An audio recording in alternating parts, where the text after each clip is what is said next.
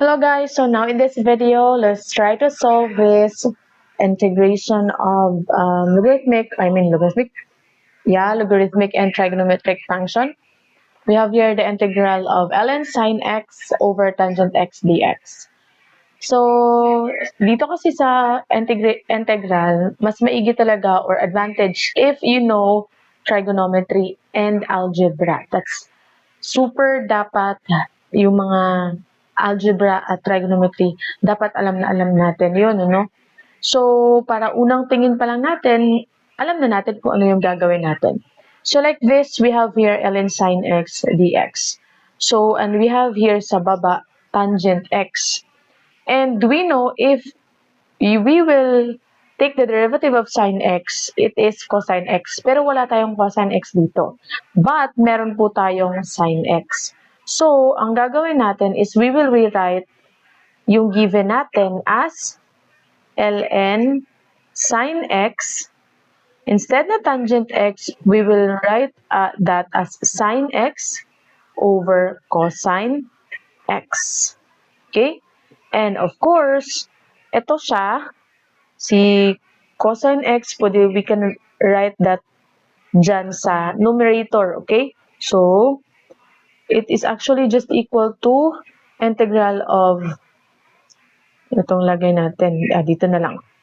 ln of sine x, para mas, cosine x, ilalagay ko yung cosine x katabi ni dx, para later mas lalagyan lang natin ng bracket. It means hindi po yan kasama sa pag-take natin ng ln. Okay, dx. So, sa baba, ang matitira po dyan is si sin x na lang. Correct? Okay. So now, we will use u substitution. It's very obvious na ang u po natin dito is the ln sin. Okay, ln sin x.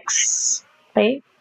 Kasi if we will take the derivative of ln sin, it is 1 over sin x and the derivative of your sin x, which is c cosine x.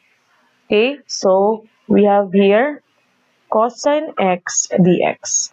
So that's why I wrote cosine x dx dito na magkatabi. Kasi meron din po tayong cosine x dx dito para klaro. Okay, so as you can see, cosine x dx over sin x is your du.